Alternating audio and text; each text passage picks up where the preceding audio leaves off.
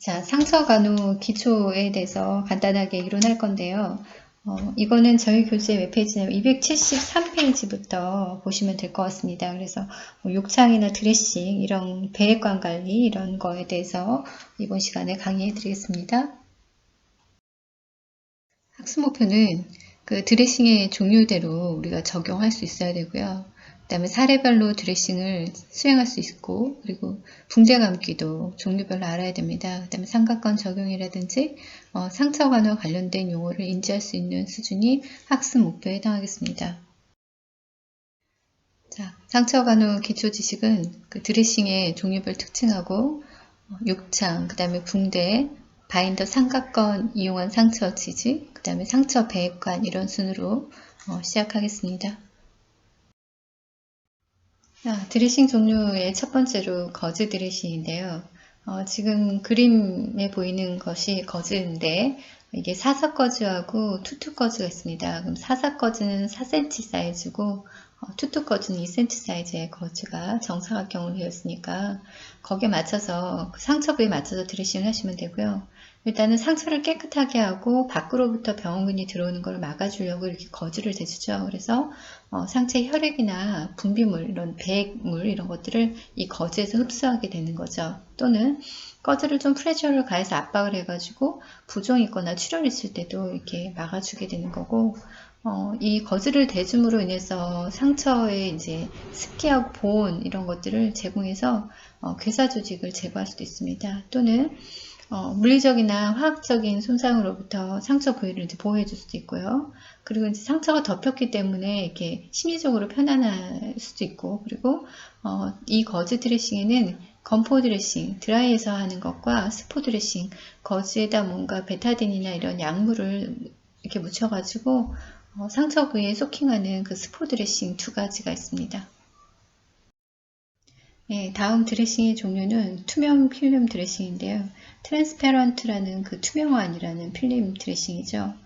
이거는 지금 현재 많이 쓰고 있는데요. 상품명으로는 현재 3M에서 개발한 그 테가덤이라는 필름이 있습니다. 그래서 테가덤 필름은 보통은 그 멸균된 상태로 있거든요. 지금 이번 그림에서 붙이는 게 이게 3M에서 개발한 테가덤 필름입니다. 그래서 이 테가덤은 처음에는 물속에 있는 고래를 상처가 생겨서 뭔가 상처를 덮으려고 하다 보니까 고래는 물속에 있잖아요. 그래서 방수밴드가 필요했던 거예요. 그래서 3M에서 개발한 겁니다. 그런데 정말 획기적이죠. 이거 나오고 나서부터는 지금 임상에서 되게 많이 쓰고 있어요. 왜냐하면 물도 잘 안 들어가고 그리고 되게 신축성도 있거든요. 그래서 이런 투명 필름 드레싱은 그 상처에 습기 있는 환경을 유지시켜주고, 그리고 장액성 삼출물을 유지시켜주고요. 그리고 상피 조직 생성과 상처 치유에 되게 촉진시켜줍니다. 그래서 욕창의 1단계에서 이 테가덤 필름을 쓰죠. 그리고 외상과 감염으로부터 상처를 보호해주고요. 그리고 그 투명 필름으로 덮인 그 상처의 표면이 호흡할 수 있어요. 그래서 일시적인 피부로도 작용합니다. 그래서 되게 효율성이 높은 그런 드레싱 종류입니다. 자, 드레싱 종류의 세 번째, 하이드로콜로이드하고 하이드로젤 타입입니다. 하이드로콜로이드는 지금 상품명으로 나와 있는 게 저희가 좀 많이 들어봤을 거예요. 듀오덤이라는 거거든요. 그래서 듀오덤이 이제 하이드로콜로이드인데, 저희가 언제 씁니까? 여드름 났을 때 우리 어떻게 해요? 다이소에 가면 동그랗게 해서 여드름 상처에 붙이는 거 있잖아요. 이게 하이드로콜로이드 제품이거든요. 그래서 붙이기도 쉽고요. 그래서 웨이퍼 타입도 있고, 그 다음에 이거는 연고 타입도 있고요. 과립 타입도 있습니다. 여러 가지 제품이 나오고 있고요.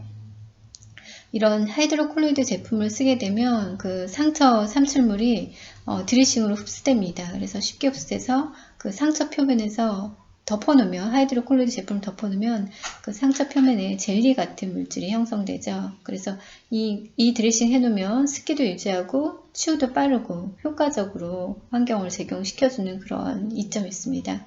그리고 대상자로 하여금 통증과 불편감도 감소시켜주죠. 그래서 하이드로콜로이드에서 그 듀오덤이죠. 이렇게 A타입, 지금 첫 번째 그림에 나오는 것처럼 붙이는 이 익스트라 트닝 같은 경우는 욕창이 2단계에서 많이 쓰입니다. 그리고 젤 타입 또는 연고 타입 있잖아요. 이거는 보통 그 그 욕창의 3단계나 4단계에서 많이 쓰이는 그런 드레싱 종류입니다.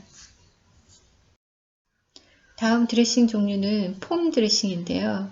이거는 저희가 상품명으로 많이 알고 있을 거예요. 메디폼 들어보셨죠? 그게 이제 대표적인 이 폼 드레싱인데, 스펀지와 같은 형태로 흡수하는 성질이 있습니다. 그리고 재료에 흡수 물질이 스며 있기도 하고요. 그 다음에 보호 필름이 코팅된 형태로 그 부착이 안 돼요. 완전 스펀지 형태를. 그래서 이거를 붙이려면 폼을 일단 하고 위에다가 2차 드레싱, 뭔가를 그 폼을 붙이시는 2차 드레싱을 해줘야 됩니다. 그래서 만약에 병원에서 이 메디폼을 붙이게 되면 잘 떨어지잖아요. 그러니까 위에다가 테가덤을 아까 붙인다든지 아니면 반창 그 넓은 플라스타를 붙인다든지 이렇게 하거든요. 그래서 폼을 붙이기 위해서 2차 드레싱이 필요하다라는 거고, 소량이나 중간 정도의 분비물이 많은 상처에 사용하시는 게 좋습니다. 왜냐면 폼에서 자체적으로 이걸 그 삼칠물을 흡수하는 성질이 있어요. 얘는 보통은 이 폼 드레싱은 이 드레싱 자체 무게보다 한 10배 정도의 삼출물을 흡수하는 성질이 있습니다.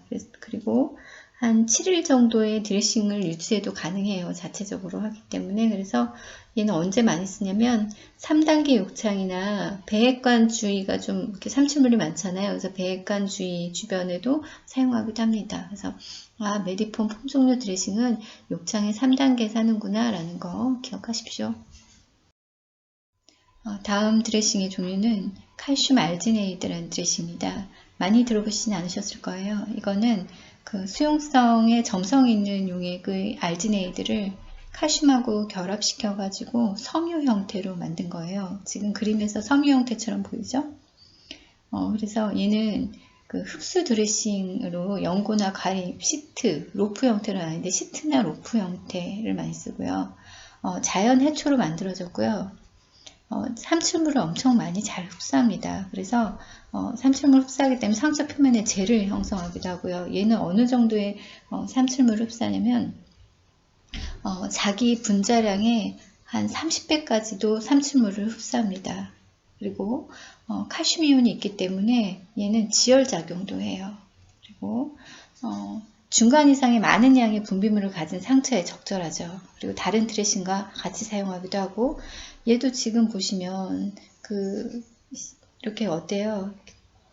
막 떨어지잖아요. 섬유 형태로 떨어지잖아요. 그렇기 때문에 뭔가 위에다 붙이던지 2차 드레싱이 필요한 겁니다. 얘만 이렇게 하면 이제 떨어져 나가기 때문에. 그리고 상처의 패킹에 이용되고요. 지혈과 통증을 완화시키는 효과가 있습니다. 그래서 욕창의 3단계나 4단계에서 이거를 많이 쓰는데요.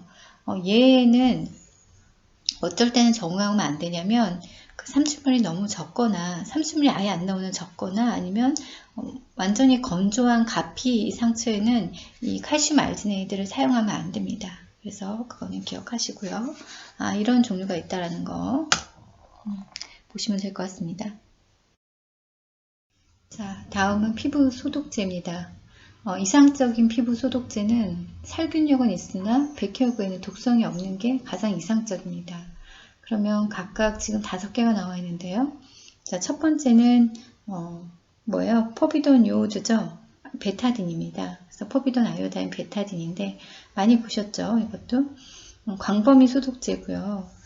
용액 형태나 젤 형태가 있어요. 그래서 수술할 때 수술실에서 많이 쓰죠. 그래서 수술 부위를 소독한다든지 우리가 수술방에 들어가기 전에 우리 손 소독하는 거 있잖아요. 외과에서 손 소독. 이것도 이 포비돈 요오드를 쓰는 겁니다. 그 다음에 수술하기 전에 피부 준비를 한다든지 그 다음에 점막이나 상처에 이렇게 사용하고요.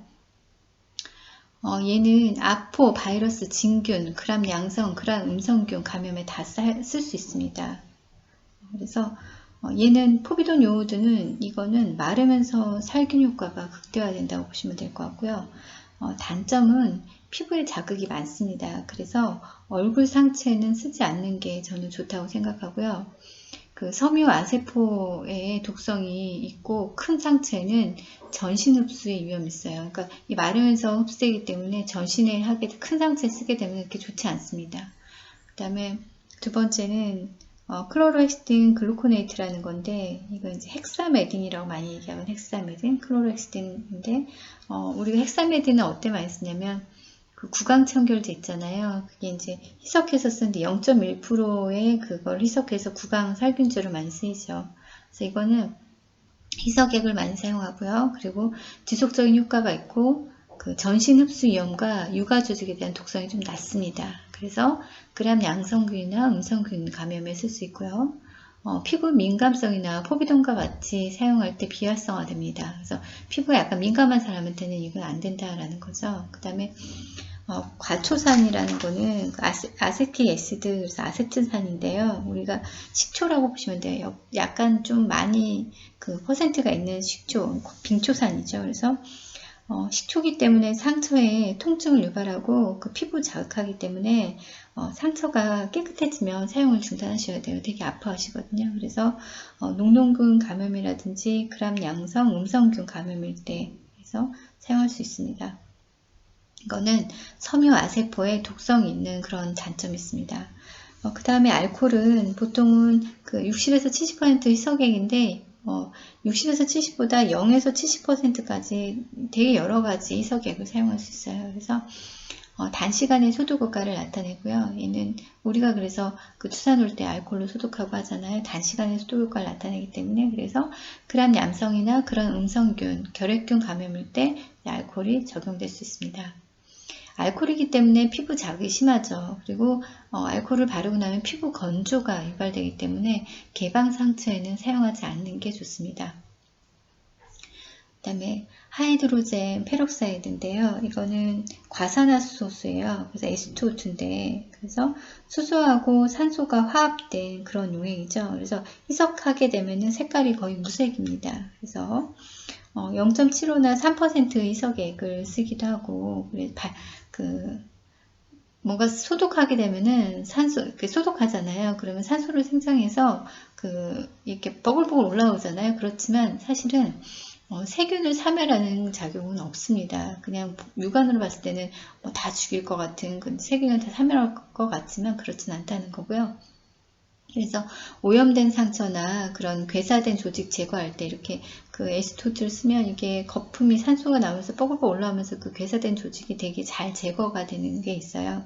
그런데 얘는 어디에 쓰면 안 되냐면 뭔가 캐비티를 형성한다든지 뭔가 동그랗게 상처에 공간이 생겼다든지 이런 데는 사용하시면 안 돼요. 그리고 그 섬유 아세포의 독성이 있고요. 고농도를 구강에 사용하면 점막에 손상을 입을 수도 있습니다. 이런 각각의 피부 소독제에 대해서도 아시는 게 좋겠습니다. 자, 다음은 패드소와 욕창에 대해서 보겠습니다. 욕창은 어떤 거냐면 일단 정의를 제가 PPT에 안 넣는데 아마 기본 이론에서 또 다루긴 할 겁니다. 그래도 간단하게 봅시다. 욕창은 뼈가 돌출될 부위, 특히 청골 부위나 또는 의료기기의 지속적인 압력을 받아서 그래서 전단력이 뭐예요? 비틀기 힘이죠. 이런 것들의 작용으로 피부 아래 조직이 손상받았을 때 또는 손상이 없을 수도 있거든요. 이런 것들이 이제 욕창의 정의예요.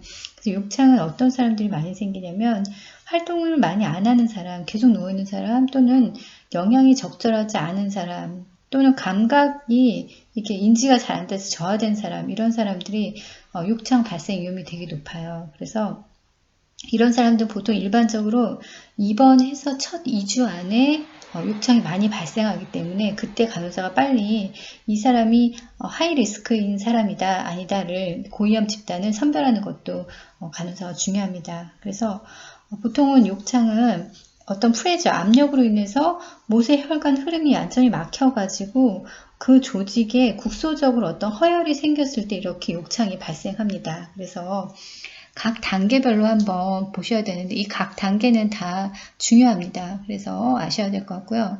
그 욕창의 단계는 그 욕창 단계를 분류하는 방법은 그 침범된 조직의 피부의 층이 어디까지 손상됐냐에 따라서 단계별로 나눕니다. 그러면 첫 번째가 1단계인데요. 1단계는 그 손상되지 않은 피부를 지표로, 그러니까 피부가 딱 봤을 때, 겉에서 봤을 땐 특별히 문제가 없어요. 그런데 그 색깔이 문제가 있다든지 이런 것들이거든요. 그래서 손상되지 않는 피부를 지표로 그 뼈 반대부위나 근접부에 비교해서 약간 뭔가 변화가 있는데 어떤 변화가 있냐면요. 피부 온도가 약간 우리가 왜 그 열감 있는 느낌 있잖아요. 약간 따뜻하거나 아니면 너무 차갑거나 또는 약간 조직이 물컹한다든지 또는 너무 단단하다든지 된다든지 또는 만졌을 때 뭐 수양감을 느낀다든지 감각이 좀 아프다든지 이런 변화 중에 한 가지 이상을 포함하면 이게 1단계에 해당하는 거예요. 그래서 피부색이 약간 이게 빨가족족 지속적인 발족이 있다든지 또는 붉거나 푸른색 또는 약간 자주색으로 나타나기도 하거든요. 그래서 이게 1단계고 2단계 같은 경우는 표피나 진피 이 두 층을 포함해서 이렇게 표재성 피부 손상이에요. 안에 이제 뭐가 생겼냐면 그 얕은 구멍이 생겼어요. 물집이나 구멍이 생기기 시작하는 게 이제 2단계 그 욕창에 해당합니다. 그래서 표피하고 진피 두 층을 포함한 거다. 그 다음에 3단계는 아직 근까지, 뼈나 근까지는 가지 않았어요. 그런데 피하 조직까지 손상을 포함하는 심부 피부 손상입니다. 그리고 4단계는 아주 광범위해요. 그래서 조직이 완전히 괴사되면서 근육과 뼈까지, 거기 관절낭까지 이렇게 심층적으로 들어가서 피부가 손상되는 그런 4단계까지 있습니다. 그러면 그림으로 한번 봅시다. 지금 첫 번째가 1단계 욕창인데요. 1단계 욕창은 어땠어요? 피부 겉에는 손상되지 않았다고 그랬잖아요. 그런데 색깔이 좀 달라진다든지 약간 냉기가 있다든지 뭔가 이렇게 단단하다든지 물렁하다든지 이런 거고요. 근데 지금 여기서 보니까 피부색이 좀 발적이 됐다, 그죠? 좀 다르다, 그죠? 그 청골 부위 이렇게 이게 이제 1단계 욕창입니다. 그 다음에 2단계 욕창 같은 경우는 어디까지 손상받는다고 그랬어요? 표피하고 진피 두 층을 포함한 표재성 피부 손상이라고 그랬죠. 그래서 보통 물집이나 이런 찰가상, 얕은 구멍이 생깁니다. 그래서 지금 거기 그림을 보시면 돼요. 그 청골 부위에 얕은 물집이 생겨서 약간 터진 것 같이 보인다. 그죠? 색깔 변화도 왔고, 그죠? 그 다음에 3단계 욕창은 지금 어디까지 들어가냐면요. 피하 지방층까지 들어가는 거예요. 그래서 이거는 이제 그 심부 피부 손상이에요. 이렇게 괴사를 포함하는 거죠. 약간 뭔가 괴사되는 거죠. 그리고 4단계 욕창은 어디까지 들어가냐면 근육하고 뼈까지 이런 관절낭까지 이렇게 들어가는 아주 심한 피부 손상입니다. 그래서 이렇게 단계별로 나누고요. 각 단계별로 간호사는 어떤 드레싱을 해야 되는지 알아야 됩니다.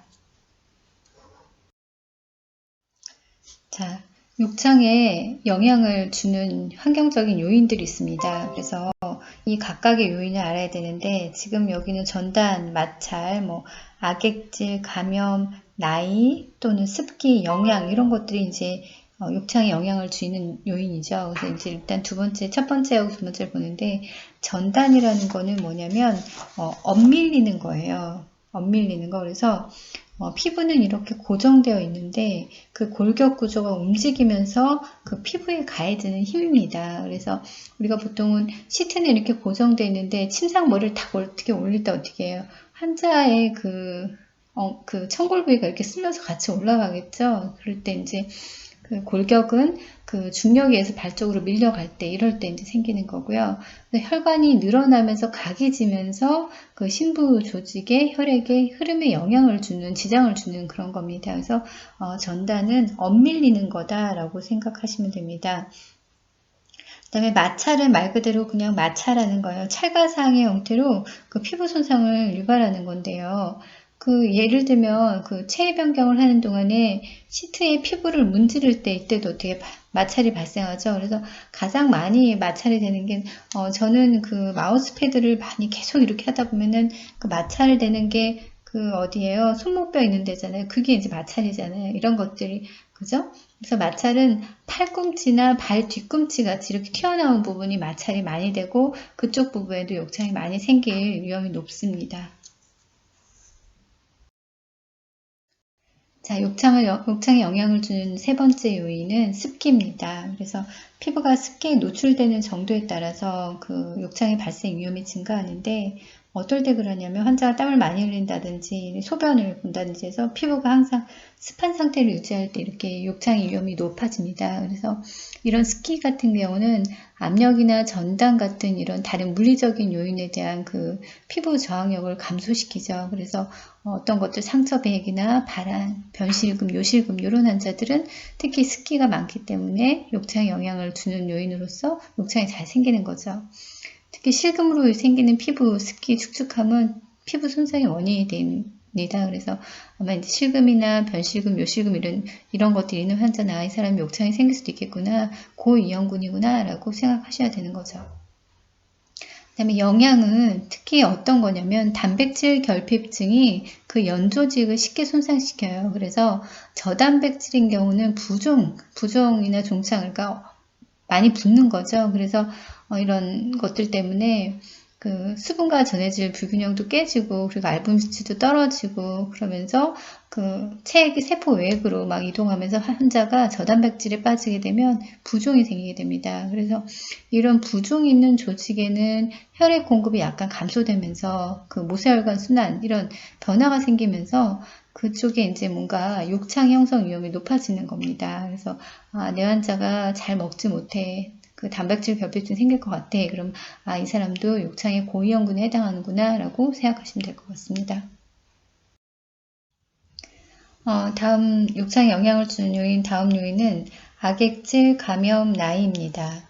자, 악액질은 카캑시아라고 하는데 어떤 사람들이냐면 그 암이나 결핵 말기에서 환자들이 어때요? 완전히 전신 쇠약이 보이죠? 그런 거죠. 완전히 건강 상태 나쁘고 영양실조 상태 완전 쇠약한 과도하게 마른 게 이제 카캑시아입니다. 그래서 이런 카캑시아 이런 환자들은 그 압력으로부터 뼈 돌출부가 되게 많잖아요. 그래서 압력에 이렇게 완충할 수 있는 그런 필수적인 지방 조직이 없는 거예요. 그렇다 보니까 욕창에 그 하이 리스크가 되는 거고요. 그 다음에 인펙션은 감염은 그 신체의 병원체가 침투하죠. 그러면 이제 감염이 된 대상자가 열이 납니다. 그럼 열이 나면 그 몸 안의 대사율이 막 높아져가지고 우리가 이제 산소 요구도 증가해요. 그러면 그 이미 욕창이 생겨버린 그 저산소 조직 이런 데는 화열성 상처가 됩니다. 그래서 또 열로 인해서 땀도 나고 피부 습기도 증가하고 이러면서 인펙션조차도 욕창에 영향을 주는 요인이 될 수 있고요. 그 다음에 나이는 어떤 사람이 그렇겠어요? 고연령이 그렇죠. 그래서 모든 욕창의 한 90%, 60에서 90%가 65세 이상 대상자한테 많이 발생합니다. 그리고 그래서 피부 두께가 많이 감소하고 피부 손상 위험이 증가하기 때문에 그런 사람들이 이제 욕창의 위험 요인을 가지고 있는 사람이라고 보시면 돼요. 그리고 신생아나 5세 이하의 어린이도 이렇게 그 욕창 발생 위험이 높을 수 있습니다. 그래서 그것도 보시면 되는데 거의 대부분 65세 이상의 그 노인 환자한테 많이 발생한다라고 보시면 됩니다.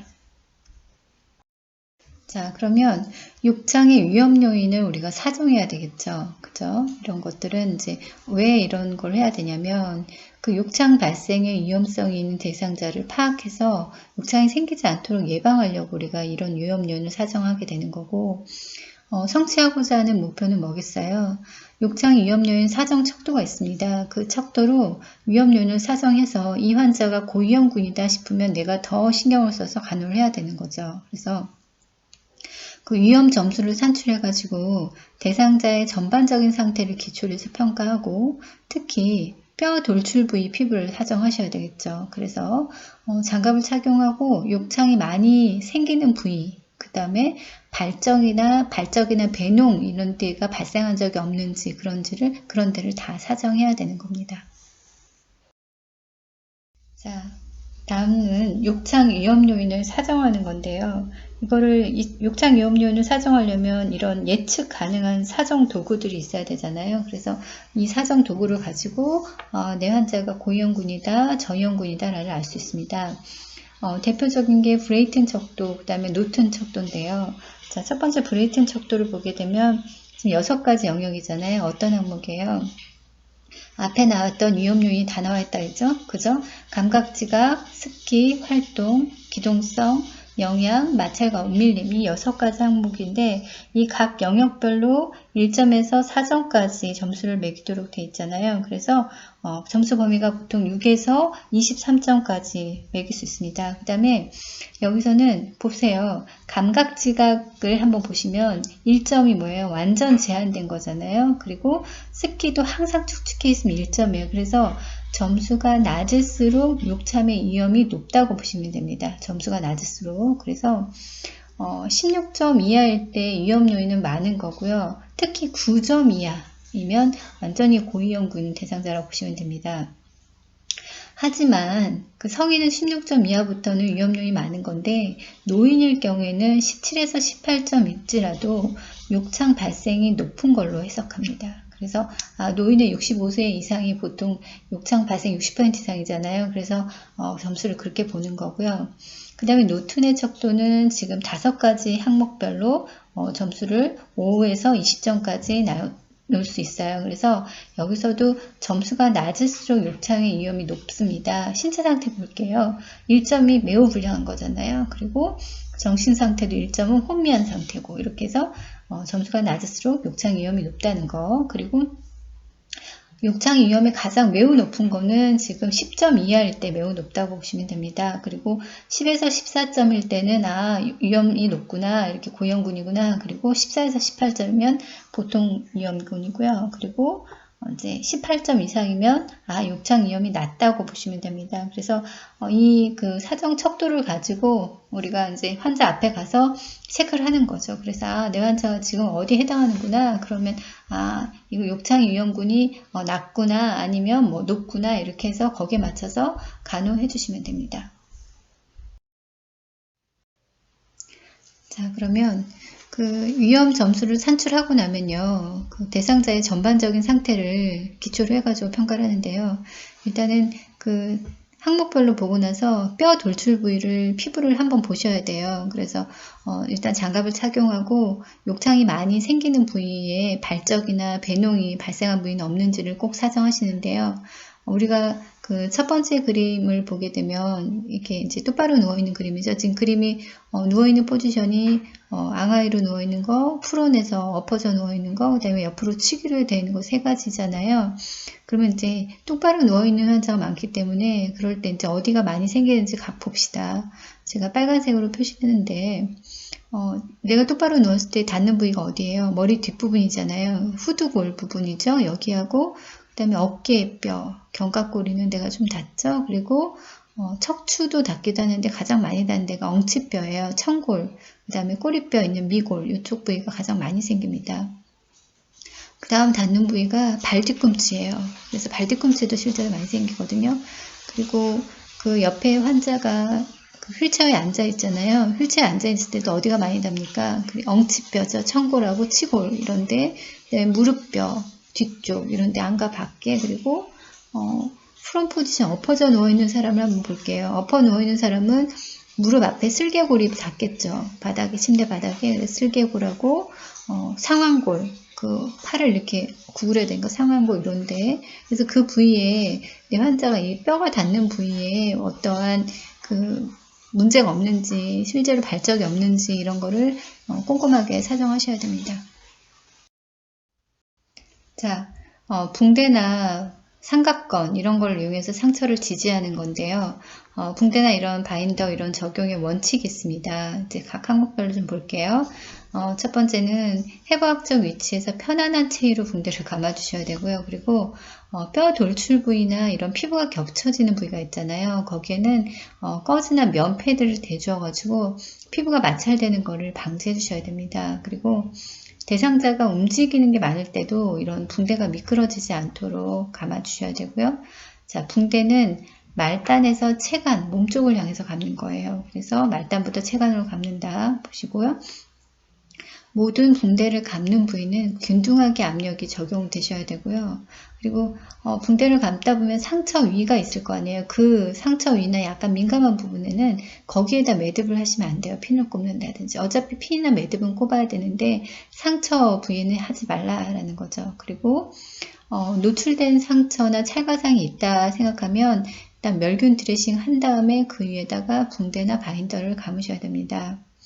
그 다음에 붕대를 다 감았어요. 그럼 이거 중요한데 붕대를 감게 되면 그냥 전체 다 감는 게 아니라 말단 부위는 어디예요? 손가락 끝하고 발가락 끝이잖아요. 이런데 붕대를 감고 나면 색깔은 괜찮은지, 만져봤을 때 너무 차갑진 않은지, 감각은 괜찮은지, 붓진 않는지, 맥은 좀 잡히는지, 이런 움직임은 어떤지, 이런 혈액순환 장애가 잘 되는지 꼭 확인하셔야 돼요. 그죠? 그래서 너무 세게 감아서 이 색깔이 막 하얘진다든지, 뭐 파래진다든지, 뭐 이렇게 감각이 아예 없다든지 이런 것들이 있으면 안 되겠죠? 그리고 붕대를 감고 나면 그 부위는 가능한 한 높게 올려주는 게 좋습니다. 그래서 부종을 경감시켜주고 정맥 우려를 경감시키기 위해서 붕대나 바인더 적용한 부위는 좀 높게 올려준다라는 거 기억하시면 되겠습니다. 자, 다음은 그 붕대 적용 바인더의 종류입니다. 자, 환행대, 나선대, 나선절전대, 팔자대, 회긴대는 직접 실습해서 다 해볼 겁니다. 자, 환행대 같은 경우는 같은 부위를 계속 반복해서 감는 거예요. 그래서 보통은 붕대법 시작과 끝 할 때 이렇게 환행대를 하게 되고요. 나선대는 붕대의 넓이 일부분을 계속 겹치게 감는 겁니다. 그래서 이것도 상완이나 대퇴 이런 굵기가 고른 신체 부위에 사용하는 게 나선대고요. 나선 절전대 같은 경우는 그 굵기가 고르지 못하는 종아리나 이런 점박에 많이 사용합니다. 그리고 팔자대는 팔자 모양으로 감는 붕대법에서 무릎이나 발목, 팔꿈치에 이제 팔자대를 하고요. 회기대는 머리나 손끝, 발끝 이런 말단 부위를 감싸는데 하는 게 회기대입니다. 흉부 바인더 같은 경우는 그 수술하고 나서 흉벽을 지지하기 위해서 이제 많이 쓰죠. 그리고 유방 바인더는 이제 출산 후에 젖 분비를 줄이기 위해서 이제 하기도 하고 유방 수술에도 쓰기도 하죠. 그리고 복부 바인더는 복부 수술하고 나서 이렇게 드레싱을 고정하기도 하고 뭐 기침 같은 거 하게 되면 문제가 생기기 때문에 복부 바인더 하죠. 그리고 포테일드 바인더는 4개의 꼬리를 가진 바인더예요. 그래서 턱을 지지할 때 사용하는데 2개는 머리 위로 가고요. 2개는 후두부에다 묶는 그 4개의 꼬리를 가지고 있습니다. 그 다음에 삼각건은 팔이나 팔꿈치, 상박을 지지하기 위해서 많이 사용되는 거입니다. 자, 다음은 상처 배액관인데 우리가 뭔가 수술하게 되면은 그 수술 부위에서 뭔가 삼출액이 많이 나오거든요. 그럴 때 그 삼출액이 수술한 부위로부터 밖으로 나올 수 있도록 배액관 같은 걸 꼽습니다. 그게 이제 배액관이에요. 그래서 폐쇄된 체액이 모여서 상처 치유를 이렇게 치유를 못 시키게 지연시킬 거가 예상되면 배액관이나 카테터나 튜브를 그 근처에 삽입해 놓는 거예요. 그래서 배액이 잘 될 수 있도록 튜브나 배액관을 넣는데 이제 그 구멍이 있기 때문에 노출시켜가지고 밖으로 이제 그 안에 수술해서 그 안에 있는 삼출액이 몸 밖으로 나올 수 있도록 해주는 게 상처 배액관입니다. 배액관에는 두 가지로 볼 수 있어요. 개방식 배액과 폐쇄식 배액이 있는데요. 이게 대표적인 개방식 배액법이에요. 펜노스 배액관이라고 하는데요. 직접 그림을 보세요. 어때요? 이거는 약간 재질이 고무처럼 보시면 돼요. 그래서 빨대 모양을 생각하시면 됩니다. 약간 굵은 빨대. 그래서 그렇게 깊게 넣지는 않는데 수술 부위로부터 밖에까지 이렇게 오픈되어 있어요. 그래서 안에 삼출액이 고이게 되면 빨대 모양이기 때문에 밖으로 이렇게 그 액이 나옵니다. 그래서 개방되어 있는 거잖아요. 구멍이 열려 있기 때문에. 상처에 직접 설치해서 봉합하지 않고요. 절개 상처 안으로 미끄러 들어갈 수 있어요. 이게 자꾸 움직이게 되면. 그래서 바깥에다가 안전핀, 옷핀을 꼭 부착합니다. 그래서 드레싱할 때 주의하셔야 돼요. 이게 잘 빠지는 경우가 있거든요. 그래서 펜노스 배관이 이렇다는 거 아시면 되겠습니다. 자, 그 다음에는 폐쇄식 배액법이에요. 말 그대로 이제 폐쇄식이니까 막혔겠다. 그죠? 그래서 JP 드레인하고 해모박이 대표적입니다. 그래서 어떤 거는 전기 흡인 장치와 연결되거나 또는 이동식으로 약하게 흡인을 유지하는 용기가 내장된 것도 있고요. 대부분은 이제 JP를 많이 쓰거든요. 그리고 개방식 배액관보다는 감염률이 낮겠죠. 클로즈 되어 있기 때문에. 그래서 이제 젖은 드레싱으로 개방식 같은 경우는 그 젖은 드레싱에서 상처로 미생물이 들어오잖아요. 근데 얘는 폐쇄식이기 때문에 그거를 방지하죠. 그리고 중요한 거는 배액의 양이 얼마나 나오는지 아주 정확하게 측정할 수 있어요. 그리고 자, 이 배액관은 다 휴대용이거든요. 휴대용 배액관을 비울 때는 거기서 나온 그 배액이 역류되지 않도록, 그리고 상처를 오염시키지 않도록 주의하고, 그 열려진 포트는 손으로 만지지 않으셔야 돼요. 다 글러브 끼고 만지셔야 되고요. 그래서 지금 앞에 첫 번째 그림이 JP 드레인인데 이거는 우리가 콩주머니처럼 생겼다서 콩주머니 막 이렇게 얘기하거든요. 근데 이 JP 드레인은 용량이 작고 휴대가 되게 간편해요. 가볍고. 근데 많이는 할 수 없어요. 한 번에 많게는 100cc짜리가 200cc짜리가 있는데 그래서 좀 사람들이 움직이기 편하기 때문에 이 JP 드레인을 많이 쓰죠. 그다음에 옆에 있는 거는 해모박인데요. 하는 일은 똑같습니다. 폐쇄식 배회법인데 걔는 지금 그림에도 용량이 써있다 그죠? 400cc잖아요. 근데 얘는 더 많이 할 수 있어요.